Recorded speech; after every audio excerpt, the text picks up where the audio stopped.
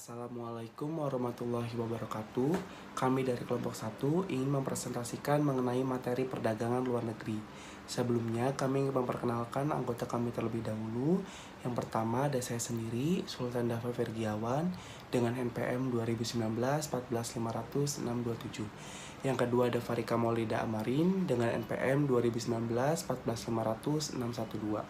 Yang ketiga ada Eliza Bagda Prihartini dengan NPM 2019 14500 701. Kami dari kelas R7G, Program Studi Pendidikan Ekonomi, Fakultas Ilmu Pendidikan dan Pengetahuan Sosial, Universitas Indraprasta PGRI.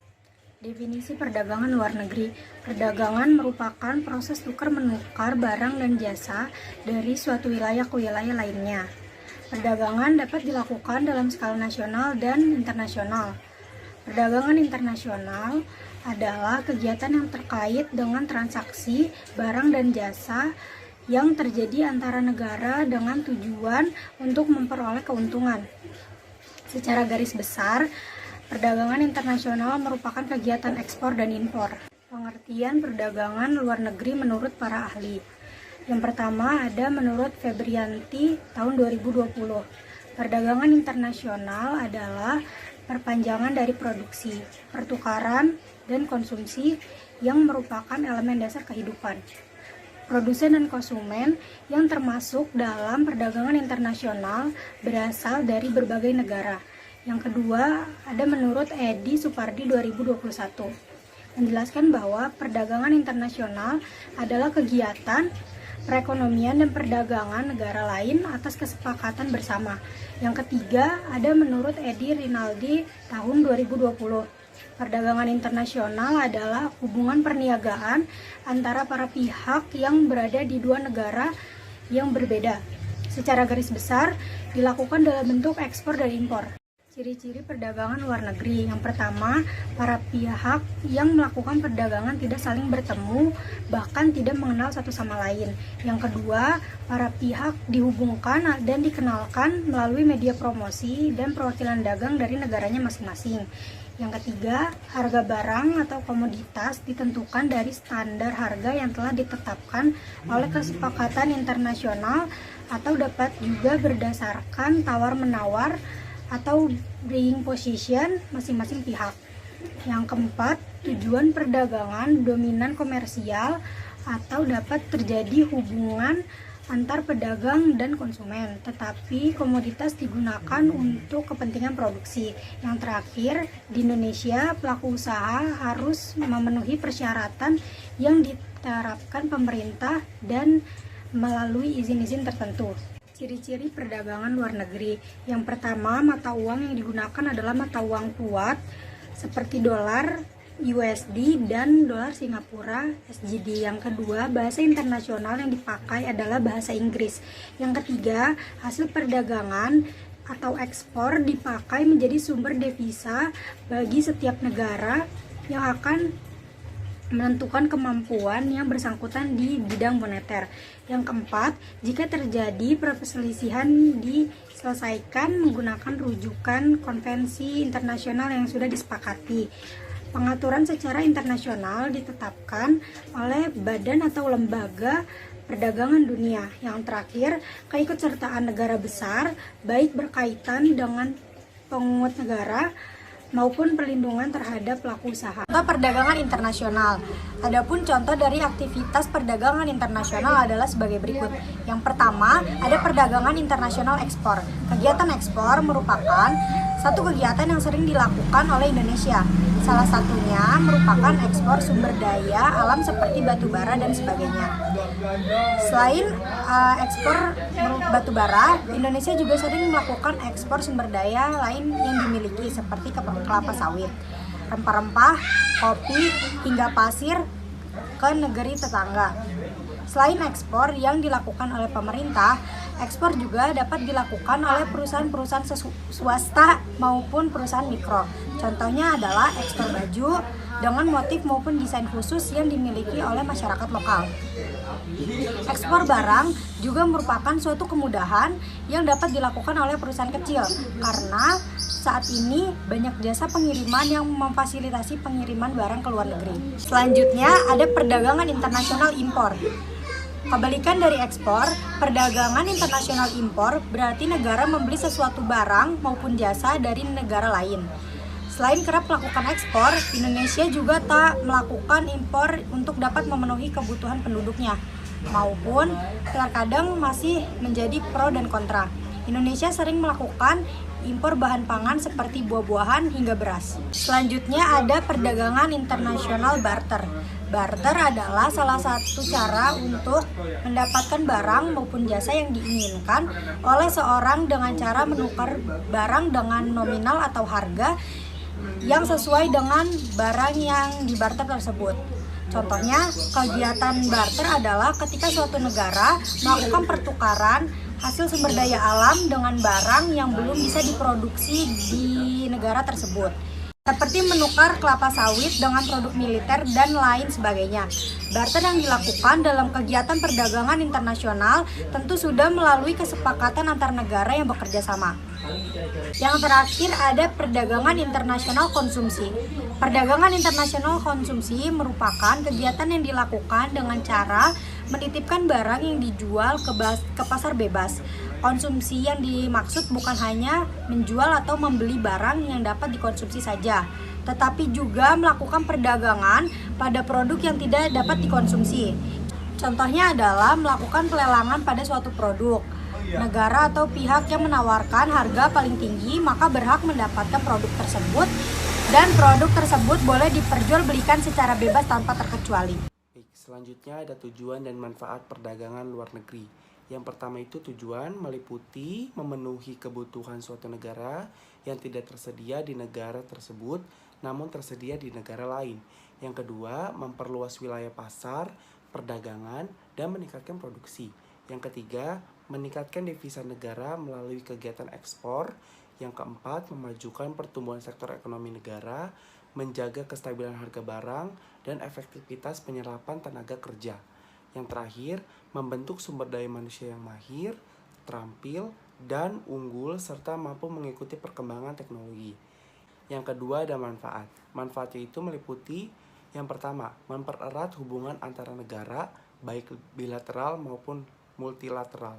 Yang kedua, peluang beberapa negara saling membantu dapat mempercepat proses pembangunan di negara masing-masing. Yang ketiga, mendapatkan devisa dari para investor asing yang berinvestasi ke beberapa proyek yang memiliki potensi tinggi dan milik pemerintah dari swasta di negara lain. Yang keempat, meningkatkan kesejahteraan suatu negara melalui pendapatan nasional, mempermudah dalam memperoleh barang maupun produk yang tidak bisa atau sulit diproduksi oleh negara sendiri. Baik, selanjutnya ada faktor pendorong dan hambatan perdagangan luar negeri. Yang pertama ada faktor pendorong meliputi adanya kebutuhan barang dan atau jasa yang belum dapat diproses atau diproduksi dalam negeri. Yang kedua, adanya perbedaan kemampuan ilmu pengetahuan dan teknologi atau yang biasa kita sebut dengan iptek dalam mengelola sumber daya ekonomi. Yang ketiga, adanya kelebihan produksi sehingga perlu perluasan usaha. Yang keempat, adanya perbedaan sumber daya iklim dan kualitas sumber daya manusia yang menyebabkan perbedaan kuantitas hasil produksi. Selanjutnya ada hambatan, yaitu meliputi pembatasan jumlah impor, pemungutan biaya ekspor dan impor yang tinggi, perizinan yang berbelit-belit, dan yang terakhir keamanan negara. Selanjutnya faktor penghambat perdagangan luar negeri. Poin pertama yaitu ada nilai tukar yang berbeda. Nilai tukar yang berbeda, setiap negara memiliki mata uang tersendiri yang digunakan dalam pasar valuta asing, yaitu tempat bertemunya permintaan dan penawaran terhadap mata uang yang digunakan dalam perdagangan internasional. Mata uang suatu negara hanya berlaku di wilayah pabean negara tersebut. Kondisi ini menyebabkan pembayaran dalam perdagangan internasional menjadi rumit dan tidak berjalan lancar apabila suatu negara menerapkan kebijakan pembatasan jumlah impor yang menghambat masuknya produk impor. Konflik di suatu negara. Konflik dapat berupa perang, kekacauan politik, atau kerusuhan. Contohnya itu seperti konflik Rusia dan Ukraina, mengakibatkan dampak besar terhadap perekonomian dunia. Konflik tersebut mempengaruhi perdagangan internasional ataupun perdagangan luar negeri, sehingga menyebabkan terhambatnya proses impor dan ekspor.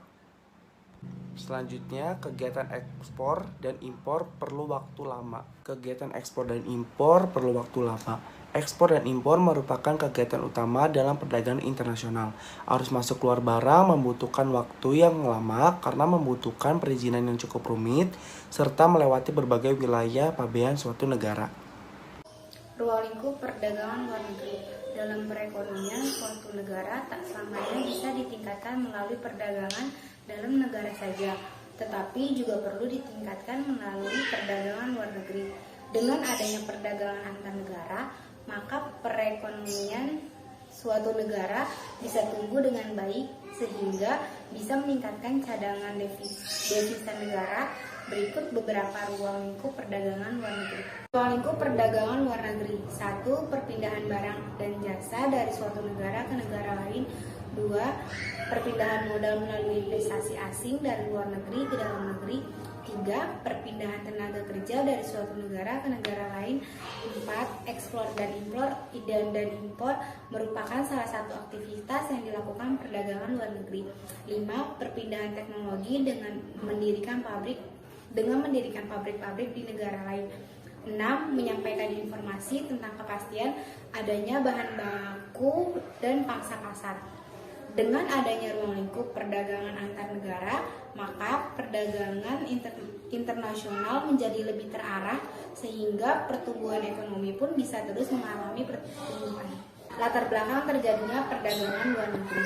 Perdagangan luar negeri terjadi karena adanya perbedaan sumber daya manusia, perbedaan teknologi sumber daya alam, seperti iklim dan letak geografis, serta perbedaan ekonomi dan sosial yang tersedia pada suatu negara. Selain itu, penguasaan daripada ilmu pengetahuan dan teknologi yang berbeda pada masing-masing negara. Jadi, perdagangan internasional adalah sebuah bentuk dari kegiatan jual beli yang dimana akan dilakukan oleh dua macam orang maupun lebih dari suatu negara. Kemudian, perdagangan itu sendiri akan dilakukan guna melakukan peningkatan daripada pendapatan negara, dan hal ini akan terjadi apabila terdapat kesepakatan di antara dua macam negara yang dimana akan saling membutuhkan sebagai sebuah usaha pada kebutuhan masing-masing negara. Teori perdagangan luar negeri ada dua. 1. Teori keunggulan mutlak atau absolut. Adam Smith merupakan orang yang mengemukakan teori keunggulan mutlak. Ia berpendapat bahwa teori keunggulan mutlak dijelaskan sebagai kondisi di mana suatu negara dapat menghasilkan atau memproduksi barang atau jasa lebih banyak dibandingkan dengan para pesaingnya dengan mengeluarkan biaya yang lebih rendah dalam produksinya, sehingga mendapatkan keuntungan yang lebih besar. 2. Teori keunggulan kooperatif. Teori ini dikemukakan oleh seorang bernama David Ricardo. Teori ini muncul untuk mengatasi kelemahan dalam teori keunggulan absolut, di mana negara yang tidak memiliki keunggulan ini berbeda nasibnya dibandingkan dengan negara yang memiliki keunggulan absolut. Menurutnya, negara yang tidak memiliki keunggulan ini tetap dapat berkontribusi dalam perdagangan internasional dengan cara melakukan spesialisasi pada produk-produk yang dihasilkan di negara tersebut. Selain itu, keunggulan kooperatif akan muncul ketika negara dapat memproduksi barang atau jasa dengan mengeluarkan biaya tenaga kerja yang lebih murah dibandingkan negara lain. Kesimpulannya, perdagangan internasional adalah aktivitas ekspor dan impor hasil produksi ke dalam maupun luar negeri. Perdagangan internasional ini memiliki dampak positif dan negatif. Yang pertama, dampak positifnya itu dari ekspor adalah cadangan devisa negara menjadi meningkat. Yang kedua, menjadikan pasar dalam menjual hasil produksi negara menjadi sangat luas jangkauannya dan tentunya akan menambah lapangan pekerjaan yang dapat dimanfaatkan oleh masyarakat. Dan untuk dampak negatifnya adalah sumber daya alam akan dieksploitasi dengan jumlah yang tidak terbatas dan akan mengakibatkan kelangkaan suatu barang tertentu. dan tentunya akan meninggalkan sisa-sisa kerusakan lingkungan. Dan dari kelompok 1 presentasi kali ini, apabila ada kata-kata salah atau pemaparan yang salah, mohon dimaafkan. Wabillahi taufiq walhidayah. Wassalamualaikum warahmatullahi wabarakatuh.